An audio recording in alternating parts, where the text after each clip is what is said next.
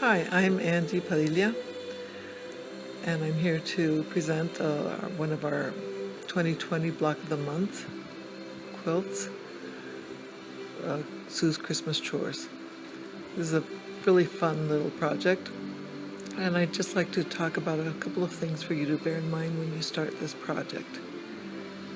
You will notice, as with any Block of the Month project, there are 12 blocks, but there are also a whole series of other designs, mainly little animals, cute little animals, that are appliqued in different parts of the quilt top. So you can, and most of these are appliqued over seam lines, so you can choose to either join the blocks and applique these different designs as you join the blocks, or you can wait to finish the whole quilt top and then applique these additional designs if you wish.